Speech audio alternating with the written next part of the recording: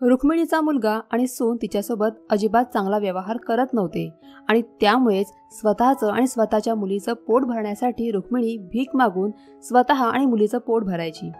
काही दिवस गेल्यानंतर रुक्मिणीच्या पोटात अचानक दुखू लागलं आणि त्या दुखण्यामुळे ती रात्र अगदी वेदनेने तडफडत राहायची. रुक्मिणीच्या त्या दुखण्यावर, त्या वेदनेवर सुनबाई बोलायची, सासूबाई तर उगाचच नाटक करत आहेत. परंतु जेव्हा रुक्मिणीचं पोट वाढू लागलं तेव्हा सुनबाई बोलू लागली, सासूबाईच्या पोटात मूल वाढत आहे. आणि मग मुलाने रागात येऊन स्वतःच्या आईची केस पकडली आणि तिला फरफटत घराबाहेर काढलं. त्यावेळी वेदनेने तडफडत असलेल्या आईला मुलीने सरकारी हॉस्पिटलमध्ये दाखल केलं आणि मग थोड्या वेळानंतर दवाखान्यातून मुलाला फोन आला. जेव्हा तो मुलगा त्या दवाखान्यात पोहोचला तेव्हा त्याच्या पायाखालची जमीनच सरकून गेली. कारण रुक्मिणी देवाची देवपूजा करून देवघरातून बाहेर आली तेव्हा स्वयंपाकघरातून येणाऱ्या खमंग वासामुळे तिची भूक अजूनच वाढली होती. ज्यावेळी तिने हळूच स्वयंपाकघरात डोकावून पाहिलं तेव्हा तिची सुनबाई काहीतरी चमचमीत असं चिकन बनवत होती. त्या चमचमीत खमंग वासाने तर रुक्मिणीची भूक अजूनच वाढली होती. कितीतरी वर्ष उलटून गेली होती असं चमचमीत चिकन खाऊन. तिला तर आठवत देखील नाही की असं चमचमीत तिने याआधी कधी खाल्लं होतं. ती तर त्या सगळ्यांचा स्वाद देखील विसरली होती. तिने एक नजर हवरटासारखी किचनकडे टाकली तेव्हा किचनमध्ये तिची सून जेवण बनवत होती. जेव्हा सुनेने सासूबाईचा तो चेहरा पाहिला तेव्हा तिच्या कपाळावर आठ्या पडल्या. ती तशीच तिची कामं सोडून किचनमधून बाहेर आली आणि कमरेवर हात ठेवून बोलू लागली, अशा काय बघताय? आमच्या जेवणाला नजर लावताय का? ज्या प्रकारे तू या जेवणाकडे बघतेस मला वाटत नाही की हे जेवण माझ्या मुलांना आणि माझ्या नवऱ्याला पचेल. रुक्मिणीने जेव्हा सुनबाईचं हे बोलणं ऐकलं तेव्हा तिने घाबरूनच लगेच तिची नजर त्या जेवणावरून बाजूला केली आणि बोलू लागली, नाही, असं काहीच नाही, मी फक्त असंच पाहत होते. परंतु त्या सुनबाईला मात्र विनाकारण भांडण करणं, आरडाओरडा करणं हे जणू तिचं आवडीचं काम होतं. सुनबाईने तिथलीच एक पळी हातात घेतली आणि सासूबाईला बोलू लागली, खबरदार, जर माझ्या नवऱ्याच्या कमाईवर आणि जेवणावर नजर जरी टाकली तरी तुझी इतकी लायकी नाही की तू हे सगळं खाऊ शकशील. रुक्मिणीच्या मुलीने जेव्हा तिच्या वहिनीला आपल्या आईसोबत अशा प्रकारे बोलताना पाहिलं तेव्हा ती तिच्या खोलीतून बाहेर आली आणि रागाने बोलू लागली, वहिनी, उगाचच कारण नसताना का आरडाओरडा करतेस? आता आम्ही लोक आमचे डोळे देखील बंद करू का? तुमच्याकडे आम्ही आता बघू देखील शकत नाही का? तुमचं जेवण तुम्हालाच लखलाभ. आम्हाला हे असं जेवण अजिबात नकोय. आमच्याजवळ जे आहे त्याने आम्ही आमचं पोट भरू. तुम्ही तर अशा प्रकारे आरडाओरडा करताय जसं काय तुम्ही तुमच्या माहेरूनच हे सगळं घेऊन आला आहात. हे विसरू नकोस की ही सर्व कमाई ज्याच्यावर तू राज्य करतेस हे सगळं माझ्या भावाचं आहे. हे सगळं बोलणं चालूच होतं की इतक्यातच करिश्माचा नवरा म्हणजेच रुक्मिणीचा मुलगा घरात आला. त्याने जेव्हा हे सर्व बोलणं ऐकलं तेव्हा त्याच्या कपाळावर आठ्या पडल्या. त्याला असं वाटू लागलं की त्याची बायको जणू काय एक गरीब गायच आहे आणि त्याची आई आणि बहीण नेहमीप्रमाणे त्याच्या बायकोचा छळ करत आहेत. तो रागाने पुढे आला आणि बोलू लागला, आज कोणत्या कारणावरून तुम्ही माझ्या बायकोसोबत भांडत आहात? शेवटी तिने तुमचं काय वाईट केलं आहे? थोड्या वेळासाठी मी हिला तुमच्याजवळ काय ठेवून गेलो? तुम्ही लोक लगेचच तिच्यासोबत हे असं वागायला का सुरुवात करता? तुम्ही तिचा सतत छळ करताय. रुक्मिणी आणि रुक्मिणीची मुलगी तर हैराण होऊन त्याच्याकडे पाहू लागल्या.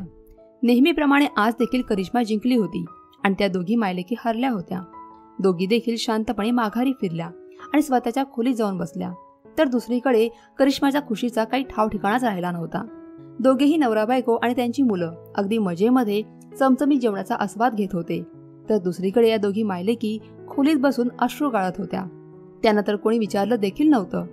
रुक्मिणी रडू लागली. समोर भिंतीवर लागलेला तिच्या नवऱ्याचा फोटो पाहून तिला आणखीनच रडू येत होतं. तिने मुलीला मिठी मारली आणि ती बोलू लागली, जर तुझे वडील जिवंत असते तर आपल्यावर ही वेळ कधीच आली नसती. एक आई मूल मागते जेणेकरून म्हातारपणात तो त्यांचा आधार बनेल. तो पूर्ण कुटुंबात त्यांचं नाक उंच ठेवेल, म्हातारपणाची काठी बनेल. परंतु माझा मुलगा माझा सांभाळ करायला आला नाही तर माझे हाल करायला आला आहे. प्रत्येक आईचा मुलगा असाच असतो का ज्याप्रमाणे माझा मुलगा आहे? संपूर्ण आयुष्य यांचा सांभाळ करून यांना इथपर्यंत आणलं, शिकवलं, मोठं केलं आणि आज जेव्हा तो कमवायला लागलाय तेव्हा तो आज त्याच्या बायकोचा गुलाम बनून राहिला आहे. हे सगळं बघण्याच्या आधी मी मेले असते तर बरं झालं असतं. मुलीने जेव्हा आईचं हे बोलणं ऐकलं तेव्हा तिने तिच्या डोळ्यातील अश्रू पुसले आणि आईला मिठी मारून बोलू लागली, आई, असं बोलू नकोस. दादा आपल्यासोबत आता जे काही करतोय त्याचप्रमाणे त्याचा मुलगा देखील त्याच्यासोबत पुढे जाऊन हेच करेल. तू जास्त त्रास करून घेऊ नकोस. मी आहे ना, आपण प्रत्येक अडचणीचा सामना करू. कोणत्या ना कोणत्या दिवशी तरी आपल्या दादाचे डोळे नक्कीच उघडतील, पण माहीत नाही तो दिवस कधी उजाडणार होता. त्या घरामध्ये 4 खोल्या होत्या. 3 खोल्यांवर करिश्माने ताबा मिळवला होता आणि एक खोली शिल्लक होती, ज्या खोलीमध्ये रुक्मिणीच्या नवऱ्याने कोंबड्या, बकऱ्या अशा काही आवडीने आणल्या होत्या. त्याने त्या खोलीत ठेवल्या होत्या आणि आता त्याच खोलीमध्ये रुक्मिणी आणि त्यांची मुलगी राहत होती. मुलाचं लग्न झाल्यानंतर काही दिवस तर सगळं काही ठीक होतं, परंतु हळूहळू करिश्माने स्वतःच्या नवऱ्याला भडकवायला सुरुवात केली आणि मग पूर्ण घरावर स्वतःचा ताबा मिळवला. शेवटी तर गोष्टी इथपर्यंत गेल्या की मुलाने सरळ सरळ स्पष्ट शब्दात सांगितलं की मी तुम्हा लोकांचा खर्च उचलू शकत नाही. तुम्ही छोट्या छोट्या गोष्टीवरून माझ्या बायकोला टोमणे मारता आणि त्यामुळेच तुम्ही आता स्वतःचा बंदोबस्त स्वतःच करा. माझ्याजवळ इतकी रक्कम नाही की मी तुमचा सांभाळ करू शकेन.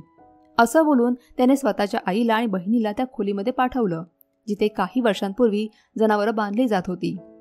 आई आणि मुलीजवळ जे काही पैसे शिल्लक होते ते त्यातूनच त्यांचं पोट भरत होते. परंतु हळूहळू ते पैसे आता संपत होते आणि आता ती वेळ देखील आली होती जेव्हा रुक्मिणीजवळ थोड्याशा पिठाशिवाय बाकी काही शिल्लक नव्हतं. ती पूर्ण दिवसात फक्त 2च पोळ्या करायची आणि मग दोघी मायलेकी पूर्ण 3 टाईमला त्याच 2 पोळ्या अर्ध्या अर्ध्या करून खायच्या, जेणेकरून त्यांचं पोट भरेल. किती दिवस तरी त्यांनी भाजी देखील खाल्ली नव्हती, परंतु मुलाला या गोष्टीची जरा देखील पर्वा नव्हती. तो तर आपल्या बायको मुलांसोबत अगदी चमचमीत बिर्याणी वगैरे खायचा. जेव्हा रुक्मिणीकडे आता काहीच पैसे शिल्लक राहिले नव्हते तेव्हा ती विचार करू लागली की आता मुलाकडून कसे पैसे मागायचे. रुक्मिणीला तर तिचं आणि तिच्या मुलीचं पोट भरायचं होतं. तिला आजपर्यंत आपल्या मुलाकडून इतकी भीती कधीच वाटली नव्हती जितकी भीती तिला आज वाटत होती. समजतच नव्हतं की कोणत्या तोंडाने मुलाकडून पैसे मागावे आणि मग शेवटी हिंमत करून ती तिच्या मुलाजवळ गेली. मुलाने जेव्हा आईला त्याच्या खोलीत पाहिलं तेव्हा त्याला खूपच राग आला. तो बोलू लागला, सगळं ठीक तर आहे ना, का आली आहेस इथे?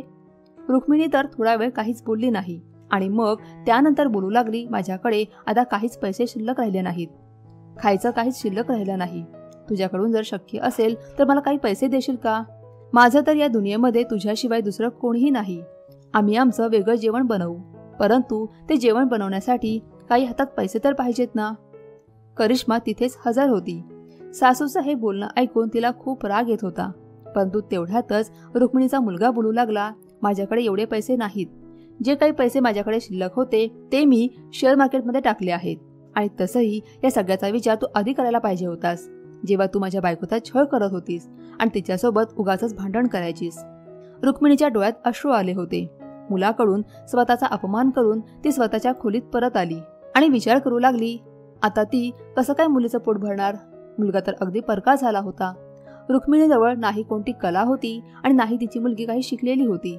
मुलगी तरुण होती आणि उद्या जाऊन तिचं लग्न देखील करायचं होतं. असं असताना ती हा सगळा खर्च कसं करणार होती? पूर्ण रात्र ती काही ना काही विचार करतच होती आणि मग शेवटी तिने निर्णय घेतला. सकाळ सकाळी ती बाहेर निघाली. तिने अगदीच साधे कपडे घातले होते आणि अंगावर जी चादर ओढली होती ती देखील खूपच जुनी होती. तिने तो परिसर सोडला आणि ती दुसऱ्या परिसरात गेली आणि मग सकाळ सकाळीच लोकांच्या दाराचे दरवाजे वाजवून आपली व्यथा सांगून लोकांकडून भीक मागू लागली. ती ज्या घरात जायची तिथे ती हे सांगायची की मी विधवा आहे, घरामध्ये एक मुलगी आहे आणि घरामध्ये कमावणारं कोणीही नाही. आम्ही खूप दिवसापासून उपाशी आहोत, देवासाठी आमची काही मदत करा. लोक जेव्हा ऐकायचे तेव्हा तिच्या हातावर 20-50 रुपये ठेवायचे, जे पैसे घेऊन तिथल्या लोकांना आशीर्वाद देऊन ती घरी परत यायची. तो तिचा पैसे मागण्याचा पहिला दिवस होता. ती ज्या ज्या घरात गेली होती त्या त्या घरातून तिला 50-20 रुपये दिले होते आणि असं करून तिने जवळजवळ 1000 रुपये कमावले होते, ज्याला पाहून तिच्या चेहऱ्यावर थोडं समाधान आलं होतं. रुक्मिणी ते पैसे घेऊन दुकानात गेल्यावर दुकानातून वाणसामान घेऊन घरी परत आली. जेव्हा ती घरी परत आली तेव्हा हॉलमध्ये तिचा मुलगा आणि सुनबाई हजरच होते. जेव्हा त्यांनी आईच्या हातात वाणसामान पाहिलं तेव्हा त्यांना आश्चर्याचा धक्काच बसला. तो मुलगा आश्चर्याने रुक्मिणीकडे बघू लागला आणि मग आईला बोलू लागला, हा वाणसामान कुठून घेऊन आली आहेस? आई, तू तर बोलत होतीस तुझ्याजवळ पैसे नाहीयेत. जर पैसे नव्हते तर मग हा वाणसामान कुठून आणलंस? रुक्मिणी काही बोलणार इतक्यातच करिश्मा बोलू लागली, काही नाही हो, सगळी नाटकं आहेत त्यांची. यांच्याजवळ खूप पैसा आहे, फक्त स्वतःच्या मुलाला देण्यासाठी त्यांचे हात थरथरतात. रुक्मिणीने कोणत्याच प्रश्नाचं उत्तर दिलं नाही आणि एक मोठा श्वास घेऊन स्वतःच्या खोलीत आली. रुक्मिणीची मुलगी देखील हैराण होती. ती बोलू लागली, आई, तू इतके पैसे कुठून घेऊन आली आहेस? यातून हे इतकं वाणसामान आणलं आहेस? आधीच प्रत्येक घरात जाऊन भीक मागण्यामुळे रुक्मिणीला खूप लाज वाटत होती आणि त्यात घरी आल्यावर मुलाच्या आणि सुनेच्या बोलण्यामुळे तर पुन्हा एकदा रुक्मिणीला खूप वाईट वाटलं होतं. ती चादरीमध्ये स्वतःचा चेहरा लपवत कितीतरी वेळ रडत होती. तिने तर आयुष्यात कधीही असा विचार केला नव्हता की तिच्यावर ही अशी कधी वेळ येईल की तिला लोकांच्या दारात जाऊन पैसे मागावे लागतील. त्यानंतर तिने स्वतःच्या मुलीला सांगितलं की मी काही घरात गेले होते आणि त्यांना आपली अडचण सांगितली आणि मग हे पैसे त्यांनीच मला दिले आहेत. मुलीने जेव्हा हे ऐकलं तेव्हा जणू काय एका क्षणासाठी तिचा श्वासच थांबला. ती बोलू लागली, देव करो आणि अशी वेळ कोणावरही न येऊ. जिचा मुलगा जिवंत असूनही तिला दारोदारी जाऊन भीक मागावी लागते. ठीक आहे, जाऊ देत. जिवंत राहण्यासाठी आणि स्वतःचं पोट भरण्यासाठी हे सगळं करणं गरजेचं होतं. आज रुक्मिणी देखील चिकन घेऊन आली होती. तिने तिच्यासाठी आणि तिच्या मुलीसाठी चिकन बनवलं. जेव्हा करिश्मानं हे पाहिलं तेव्हा ती संशयाच्या नजरेने सासूकडे आणि नंदेकडे पाहू लागली. तिला समजतच नव्हतं की शेवटी अचानक यांच्याकडे एवढे पैसे आले तरी कुठून. आता तर हे लोक एका वेळच्या जेवणासाठी देखील पैसे मागत होते आणि मग अचानक इतके पैसे की आता हे चिकन आणून ते शिजवून खात आहेत. ती याच विचारात बुडाली होती तेव्हाच तिला दुसऱ्या दिवशी दिसलं की तिची सासूबाई डोक्यावरून चादर घेऊन सकाळ सकाळीच घराच्या बाहेर पडली आहे. या वेळेला जेव्हा रुक्मिणी त्याच परिसरात आणि त्याच घराजवळ जाऊन लोकांकडून मदत मागू लागली तेव्हा ती लोक बोलू लागले, आई आम्हाला माफ करा. काही दिवसांपूर्वीच तर तुम्हाला पैसे दिले होते. आता काय तुम्ही रोज रोज आमच्या घरी येणार आणि आम्ही तुम्हाला रोज रोज पैसे देणार का? काही घरातील लोकांनी तर पैसे देण्यासाठी नकार दिला आणि बोलू लागले, माफ करा आई, पण परत इथे येऊ नका. तुमचे हातपाय तर अगदी व्यवस्थित आहेत. मग असं असताना तुम्ही काही काम करून पैसे का कमवत नाहीत? तुमच्यासारख्या तर फ्रॉड देखील असतात ज्या घराघरा जाऊन पैसे मागतात आणि मग त्या पैशांवर अय्याशी करतात. लोकांचं हे बोलणं ऐकून तर रुक्मिणीचं मन तिळतिळ तुटत होतं. परंतु ती कोणाकोणाला हे पटवून देणार होती? जेव्हापर्यंत त्या 1000 रुपयांनी आणलेलं वाणसामान संपलं नव्हतं तेव्हापर्यंत रुक्मिणी काही घराबाहेर पडली नव्हती. परंतु आता नाईलाज होता. तिने आधी मागितलेल्या लोकांची घरं सोडून दिली आणि मग दुसऱ्या घरात जाऊन पैसे मागू लागली. त्यांच्यासाठी रुक्मिणी नवीन होती. त्यांनी तर पैसे दिले परंतु बाकीच्यांनी तर तिला घरातून हकलवून लावलं होतं. त्या दिवशी रुक्मिणीला खूप उशीर झाला होता. ती तर दिवे लागल्यानंतरच घरात आली होती. तर दुसरीकडे तिची मुलगी घरात काळजी करत बसली होती आणि सारखं सारखं दाराकडे पाहत होती. करिश्माला तर आधीपासूनच संशय आला होता.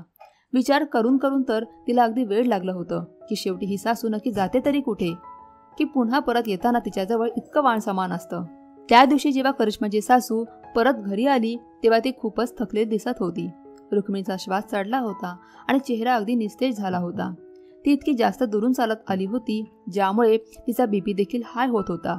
ती चालत चालत खोलीत गेली आणि मुलीला बोलू लागली, थंड पाणी घेऊन ये, मला खूप तहान लागली आहे. तर दुसरीकडे करिश्मा हे सर्व काही तिच्या नवऱ्याला सांगू लागली आणि त्याचे कान भरू लागली की माहित नाही तुझी आई नक्की कुठे जाते. जेव्हा येते तेव्हा तिच्याजवळ खूप सारे पैसे असतात. तुमच्यामध्ये काही लाजशरम आहे की नाही? तुम्ही तुमच्या आईला याबाबतीत विचारत का नाही की शेवटी नक्की जाते तरी कुठे आणि हे पैसे नक्की कुठून येतात? करिश्माचा नवरा तर त्यावेळेला काहीच बोलला नाही. तो बोलू लागला, तू उगाच जास्त बोलतेस. गेली असेल कुठेतरी नातेवाईकांकडे पैसे मागायला. उगाचच माझं डोकं खाऊ नकोस. त्या दिवशी रुक्मिणीजवळ 800 रुपये जमा झाले होते ज्याच्यातून ती नंतर वाणसामान घेऊन आली. परंतु त्या दिवशी तिची तब्येत इतकी खराब झाली होती की ती लगेचच जाऊन अंथरुणावर पडली. तिचा बीपी खूपच हाय झाला होता. तिला उठता देखील येत नव्हतं. पूर्ण शरीरात वेदना होत होत्या. पूर्ण रात्र ते झोपू शकली नाही. आईची अवस्था पाहून रुक्मिणीची मुलगी टेन्शनमध्ये येऊ लागली. तिने विचार केला, दादाला आईच्या तब्येतीबद्दल सांगितलं तर कमीत कमी तो तिला डॉक्टरकडे घेऊन जाईल. अगदी तेही नाही केलं तर निदान काहीतरी औषध तरी देईल. पहिले तर रुक्मिणीची मुलगी देवाकडे आईच्या तब्येतीची प्रार्थना करू लागली. परंतु त्यानंतर जेव्हा तिचा भाऊ संध्याकाळी घरी परत आला तेव्हा ती तिच्या भावाजवळ गेली आणि आईच्या तब्येतीबद्दल सांगत बोलू लागली, दादा तू आईला डॉक्टरकडे घेऊन जा किंवा मेडिकलमधून काहीतरी तिच्यासाठी औषध घेऊन ये. तिची तब्येत खूप खराब होत चालली आहे. काल रात्रीपासून ती शांत झोपली नाही. करिश्माच्या नवऱ्याने जेव्हा हे ऐकलं तेव्हा त्याने एक नजर स्वतःच्या बहिणीवर टाकली आणि बोलू लागला, जेव्हा बाहेर होतो तेव्हा सांगू शकली नाहीस का? आता मी पुन्हा घराच्या बाहेर जाऊ आणि औषध घेऊन येऊ का? मी तुला वेडा वाटतोय का? दादाचे इतके कडक शब्द ऐकून रुक्मिणीची मुलगी घाबरली आणि मग शांतपणे तिथून निघून आली. तिला तर समजून चुकलं होतं की तिचं आणि तिच्या आईचं एकमेकींशिवाय अजून कोणीही नाही. तिने स्वतः अंगावरून चादर घेतली आणि घराच्या बाहेर गेली. मेडिकलमध्ये जाऊन आईच्या तब्येतीबद्दल त्या मेडिकलवाल्याला सांगितलं आणि काही औषध घरी घेऊन आली. ती औषधं देखील इतकी महाग होती की जे पैसे पुन्हा वाणसामान आणण्यासाठी राखून ठेवले होते ते सर्व पैसे त्या औषधांमध्ये खर्च झाले. ती रस्त्याने घरी परत येत होती तेव्हापर्यंत पूर्ण अंधार झाला होता. तिला भीती देखील वाटत होती, कारण ती एकटी होती. जशी ती त्यांच्या घराच्या गलीच्या दिशेने निघाली तेव्हा अचानकच काही मवाली मुलं तिचा पाठलाग करू लागले आणि शिटी वाजवू लागले. सारखं सारखं हसून तिला त्रास देऊ लागले. ते सगळं पाहून रुक्मिणीची मुलगी खूपच घाबरू लागली. ती इतक्या वेगाने पावलं उचलत घराच्या दिशेने निघाली, जणू काही ती जोरजोरात धावतच आहे. तेव्हा तिला देखील त्या मुलांच्या पावलांचा आवाज तिच्याजवळ येताना ऐकू येऊ लागले. ती जशी धावत धावत घराच्या दिशेने येत होती इतक्यातच तिचा भाऊ घराच्या बाहेर उभा होता. तो रागाने लालबुंद होऊन जणू काय तिलाच पाहण्यासाठी उभा होता. परंतु जेव्हा त्याने त्याच्या बहिणीला आणि तिच्या मागे असणाऱ्या मवाली मुलांना पाहिलं तेव्हा तर त्याचा राग अजूनच वाढला. त्याने शेजारील असलेले काही दगड उचलले आणि मग शिव्या देत ते दगड त्या मुलांच्या दिशेने मारू लागला. तो दगड त्यांच्यापैकी एका मुलाला लागला आणि त्यातले बाकीचे पळून गेले होते. त्याने स्वतःच्या बहिणीला मनगटाला पकडलं आणि रागाने घरात आणून जमिनीवर फेकून दिलं. करिश्मा तर होतीच आगीत तेल ओतणारी. बोलू लागली, तुम्हीच बघा तुमच्या आईचे आणि बहिणीचे कारनामे. पहिले आई तर पूर्ण दिवस घराच्या बाहेर असायची आणि आता बहिणीची अवस्था देखील बघून घ्या. संध्याकाळ झाल्यानंतर घराच्या बाहेर गेली. मी तर अजूनही दिवसा घराच्या बाहेर पाऊल ठेवत नाही आणि तुझी बहीण मात्र रात्रीच्या वेळी देखील घराच्या बाहेर निघते. तुम्ही हिला विचारा की ही रात्री काय करायला गेली होती आणि तुमची आई शेवटी असं काय करते ज्यामुळे ती परत येताना पैसे घेऊन येते. रुक्मिणीचा मुलगा तर रागाने लालबुंद झाला होता. त्याच रागाने त्याने त्याच्या बहिणीला मारायला सुरुवात केली. त्याने तिला इतकं मारलं की बिचाऱ्याच्या नाकातून आणि तोंडातून रक्त येऊ लागलं. ती रडत रडत बोलू लागली, मी तर फक्त आईसाठी मेडिकलमधून औषध आणायला गेली होती जे तू आणून दिलं नाहीस. मी माझ्या आईला असं वेदनेमध्ये तडफडत पाहू शकत नाही. परंतु त्याला मात्र स्वतःच्या बहिणीवर विश्वास बसला नाही. तो संशयाच्या नजरेने बहिणीला पाहू लागला आणि मग असे काही घाणेरडे शब्द बोलू लागला.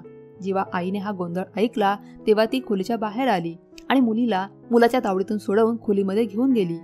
मुलीचं अंग खूप दुखत होतं, परंतु तरी देखील तिने आईला ते औषध दिलं आणि मग स्वतःच्या वडिलांना आठवून ती रडू लागली. त्या औषधांनी काही वेळासाठी का होईना रुक्मिणीची तब्येत थोडी सुधारली, परंतु दुसऱ्या दिवसापासून तिच्या पोटामध्ये खूप दुखू लागलं. त्या वेदना इतक्या जास्त होत्या की तिला त्या वेदना सहनच होत नव्हत्या. समजतच नव्हतं की शेवटी ही नक्की काय होत आहे. वेदनेची कळ इतक्या जोरात यायची की तिला ती कळ सहन करणं जवळजवळ कठीणच होतं. ती त्या वेदनेने ओरडायची आणि मग त्यानंतर स्वतःच्या मुलीचा हात घट्ट पकडायची आणि बोलायची, माहित नाही मला काय होत आहे, असं वाटतंय माझ्या पोटात काहीतरी कापलं जातंय. हे दुखणं माझ्या सहनशक्तीच्या पलीकडचं आहे. मुलीने जेव्हा ही अवस्था पाहिली तेव्हा ती लगेचच स्वतःच्या भावाजवळ गेली आणि मग पुन्हा एकदा रडत रडत भावाला बोलू लागली, माझ्या आईची तब्येत खूपच खराब आहे. तिला उलट्या होत आहेत आणि पोटात देखील खूप दुखत आहे. तू हिला डॉक्टरकडे घेऊन जा. जर मी घेऊन गेले तर वहिनी आणि तू पुन्हा एकदा माझ्यावर चुकीचे आरोप लावाल. करिश्माने जेव्हा हे ऐकलं तेव्हा ती लगेचच तोंडावर हात ठेवून बोलू लागली, बघा बघा तुमच्या आईचे कर्तृत्व. याच गोष्टीची तर मला भीती होती. तुमच्या आईने तर या वयात मुलाचा, मुलीचा, नातवंडाचा देखील विचार केला नाही. बघा तुमच्या आईने आता काय केलंय ते. तुम्हाला कुठेही तोंड दाखवायलाही जागा शिल्लक ठेवली नाही. करिश्माचं बोलणं रुक्मिणीच्या मुलाला समजत होतं. त्याच्या तर मनात देखील असं नव्हतं की त्याची आई असं काही करू शकते. त्याने मग रागातच आईच्या खोलीचा दरवाजा एका झटक्यातच उघडला. आई जी आधीपासूनच वेदनेने तडफडत होती तिला उठवलं आणि मग धक्के मारून बहिणीसकट आईला घराच्या बाहेर हाकलवून लावलं आणि बोलू लागला, मला तर लाज वाटते की मी तुझ्यासारख्या बाईचा मुलगा आहे. तू इतका घाणेरडा मार्ग स्वीकारलास पैसे कमावण्याचा. यापेक्षा तू मेली असतीस तर बरं झालं असतं. आई आणि बहीण तर हैराण होऊन त्याच्याकडे पाहत होते. शेवटी झालं काय होतं आणि त्याने काय केलं होतं. आई तर वेदनेने तडफडत घराच्या बाहेर तशीच भिंतीला आधार घेत खाली बसली, तर दुसरीकडे बहीण पहिल्यांदाच मोठ्या आवाजात स्वतःच्या भावासोबत बोलत होती. बोलू लागली, तू एक पुरुष आहेस ना, मग जरा पुरुषासारखा वाग. कोणाच्या हातातला बाहुला बनू नकोस. स्वतःच्या बुद्धीचा वापर कर. तुझी बायको तुला जे शिकवते त्याच्यावर तू का विश्वास ठेवतोस. तुला स्वतःची अक्कल नाहीये का. तू काय बोलतोयस. जरा देवाला तरी खबर. जे काही तू आज करतोस ना, उद्या जाऊन तुझं मूल देखील तुझ्यासोबत असंच करेल. परंतु त्याने मात्र बहिणीला देखील शिव्या देऊन त्या घराच्या बाहेर हाकलवून लावलं. रुक्मिणीच्या मुलीने जेव्हा आईची तब्येत खराब होताना पाहिली तेव्हा तिने लगेचच आईला उचललं आणि सरकारी दवाखान्यात घेऊन गेली, जिथे तिच्या आईच्या काही चाचण्या केल्या गेल्या. ती एकटी बिचारी मुलगी आसपासच्या लोकांना पाहून रडत होती. तिला काही समजत नव्हतं की काय करायचं आणि कुठे जायचं. त्याच रात्रीचे 12 वाजले होते की रुक्मिणीच्या मुलाचा मोबाईल वाजला. जेव्हा त्या मुलाने मोबाईल कानाजवळ लावला तेव्हा त्याला दवाखान्यातून फोन आला होता, ज्याला ऐकून त्याच्या चेहऱ्यावरचा रंग उडून गेला. करिश्मा देखील जागी झाली होती. नवऱ्याच्या चेहऱ्यावरील उडालेला रंग पाहून बोलू लागली, काय झालं? तू काळजीत का दिसतोस? टेन्शनमध्ये का दिसतोस? तो काहीही न बोलता धावत धावत दवाखान्यात पोहोचला, परंतु खूप उशीर झाला होता. त्याच्या आईला खोलीच्या बाहेर नेण्यात आलं होतं आणि अंगावर पांढऱ्या रंगाची चादर ओढली गेली होती. डॉक्टरांचं म्हणणं होतं की त्यांचं हृदय बंद पडलं होतं. सोबतच पोटामध्ये पाणी झालं होतं, जे दिवसागणिक वाढतच गेलं आणि जेव्हा ते पाणी पूर्ण शरीरात पसरलं तेव्हा त्यांचा मृत्यू झाला. हे ऐकून तर त्याला खूप मोठा धक्का बसला. त्याला त्याची आई आठवू लागली. त्याच्या वागण्याने त्याला एक जोरात कानाखाली लगावली होती. तो त्याच्या आईसोबत कशा प्रकारे वागला होता, तर दुसरीकडे त्याची बहीण एकटीच आईला इथपर्यंत घेऊन आली होती आणि प्रत्येक गोष्ट सांभाळली होती, जिथे त्या मुलीचं वय जेमतेम 15 वर्ष होतं. आईचा मृतदेह पाहून रुक्मिणीचा मुलगा पुढे सरसावला, परंतु रुक्मिणीच्या मुलीने मात्र भावाला जोरदार धक्का देऊन आईपासून लांब केलं आणि त्याच्या अशी एक जोरदार कानाखाली लगावली की त्या दवाखान्यात उपस्थित असलेला प्रत्येक जण मागे वळून वळून पाहू लागला. आणि रुक्मिणीची मुलगी बोलू लागली, खबरदार, जर तू माझ्या आईला हात जरी लावलास तरी तुझ्यासारख्या मुलावर थू आहे, तुझ्यासारख्या भावावर, तुझ्यासारख्या माणसावर ही तुझी कोणीही लागत नाही. हिचं नातं फक्त आणि फक्त माझ्या वडिलांसोबत होतं आणि मग त्यानंतर माझ्यासोबत आहे. तू जाऊन तुझ्या बायकोच्या पदराखाली बस. तुझं जग तुझ्या आईच्या पायाखाली नाही तर बायकोच्या पायाखाली आहे. जे काही तू तुझ्या आईसोबत केलं आहेस ना, तुला याची शिक्षा नक्कीच मिळणार आणि तेही याच जन्मात. करिश्माच्या मुलीने तिच्या आईचा मृतदेह स्मशानभूमीपर्यंत नेला आणि मग त्यानंतर तिथल्या एका माणसाच्या मदतीने आईवर अंत्यसंस्कार केले, परंतु भावाची 1% देखील मदत घेतली नाही. आणि मग त्यानंतर ती एका अनाथ आश्रमात जाऊन राहू लागली. तिचा भाऊ कितीतरी वेळा तिला घ्यायला आला होता, परंतु ती मात्र प्रत्येक वेळेला नकार द्यायची, बोलायची, तू माझ्या आईचा खुनी आहेस, मी तुला कधीही माफ करणार नाही. मी त्यावेळेची वाट पाहत आहे ज्या वेळेला तुझं मूल तुझ्यासोबत असंच वागेल जसं तू माझ्या आईसोबत केलं आहेस. मित्रांनो, जर तुम्हाला ही कथा आवडली असेल तर व्हिडिओला लाईक करा आणि अशा छान छान कथा पाहण्यासाठी चॅनलला सबस्क्राईब करा. धन्यवाद.